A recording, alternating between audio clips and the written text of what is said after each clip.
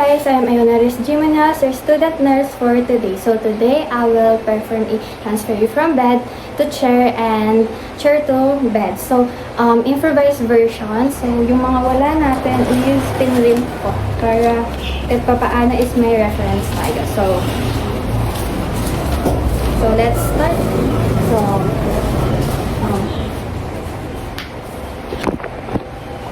good day, sir. I'm Ionaris Jimenez. So I will check your I will check your chart and IV line, tube, and assess for movement limitation. So movement limitation is taas muna natin ito. Okay. Comfortable po ba, sir? So taas po natin ito. Side, taas, side. So, next is, push nyo po yung kamay ko. Push. Okay. Kabila po. Push. And then, next naman is, shake hands po. Tingin po sa kabila. Kabila po.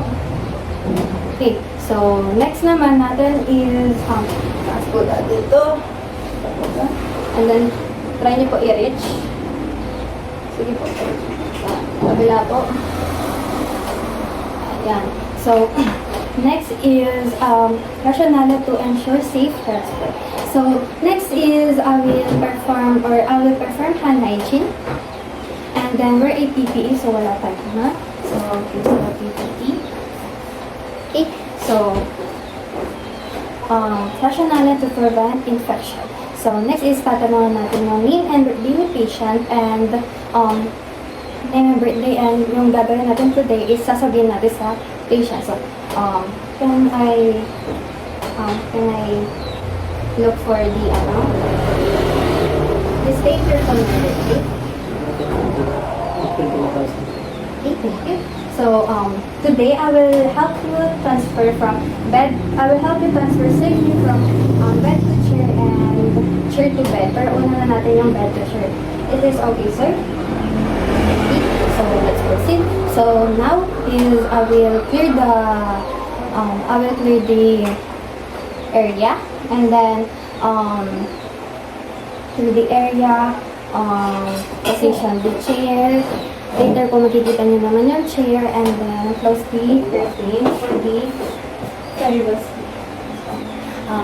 Rationale po natin is to promote safety and privacy. And then next is, tataas na po, lower natin yung bed niya. So wala tayo na, lower na natin yung bed niya. And then tataas lang po natin. So yung kamukha ginawa natin. So, rationale to facilitate transfer. So you can sit comfortably, sir. Okay, so next is, okay. And then next is I will lock the brakes of the chair and bed. So wala tayo na. So ito yung mga brakes. Okay. So rationale to prevent movement. Okay. So next naman is I will ano natin sa patient na gamitin yung assist transfer device, but wala tayo nun. So, sasabihin na lang sa patient natin is move to the side. Pero mamaya na natin siya ipa-side talaga. Pagka-ano na natin siya. So, to the side. So, rationale to promote independence. So, next naman is tapos nun is, lower na natin yung side rail or rail ng patient. So, lower natin. So, wala tayo nun. So, ito siya. Side rail. And then, ito yung stand assist device kanina. Side rail. Okay? Okay. And then, I will position myself beside the patient. Rationale to maintain safety. And then, next naman is, papag-side na natin si patient. Si patient.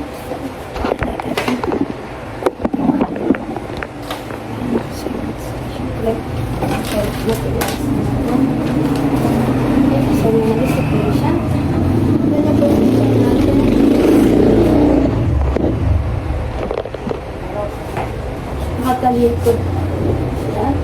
And then yung, ito nakababa, and then yung isa okay. And then, help natin sa patient, taas. Isa pa mo dito sa taas.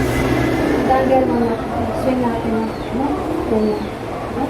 And then, tayo po tayo. 1, sitting position. So, rationale po nun is to prevent injury. So, next na po natin is dapat makadanggal po ng paa. How are you feeling, sir? Do you feel headache or lightheadedness? So, let your feet dangle for a moment. So, rationale to prevent fall. So, next naman is katapos nun. So, I will put the coat muna sa patient. Natin yung coat, wala tayo. And then, put natin yung sleepers. So, put natin yung non-skid sleepers na. Okay. So, rationale to avoid or to prevent slippery. Okay? So, next is, lalagyan natin yung seat belt around the patient waist. But we don't have that, so it can be belt.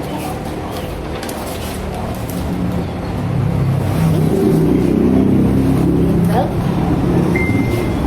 around the waist for rationale to improve safety. So, next naman, katapos naman is, I will position myself into a wide range of support. So, ganito po dapat. Hanggang sa shoulder and the patient. And then, nakaganto. And then, nakaganto dapat tayo. Pero, wala tayong gate belt. So, gagawin natin yan is, nakaupo lang tayo sa tabi ni patient. Mamaya gagawin. So, and then next is, please move your hip forward until your feet touch the ground. Konting move lang po. Your feet is around. Okay. So, katapos nun guys is to the ground and yung kamay natin, lagyan natin dito sa pitch. Nakaganto po tayo. And yung isang kamay dito. Okay? So, itaas na po natin yung camera. So, parang kita. In a count of 3, please push up if you can, okay? So, 1, 2, 3. So, how will have you stand? Okay? So, rationale to prevent fall. So, next is let's turn into the chair. So, ayan po. Tayo lang po muna. Wala nga po gagalaw. So, rationale to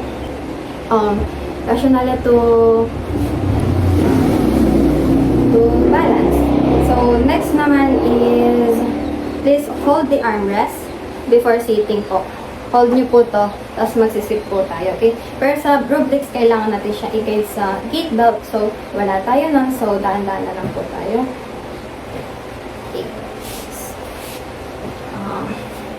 Rationale to make sure na safe po yung pagsisit niya. So, next is, tignan na po natin, are you comfortable, sir? Okay. So, tignan natin yung posture ni sir. Remove the gate belt if meron. So, wala siya. Tapos, puput natin yung call bell sa near sa kanya. So, call bell. Ito, ini-ensure natin na yung safety and in-ensure natin safety ni patient. And then, lastly, I will wash my hands. Remove the lastly, clean muna natin yung area. And then, yung equipment, remove PPE kung meron tayo, and wash hands. Naman natin, guys, is chair to bed. So, position natin. So, yun natin. Again, squat. Then, yung kamay natin dito.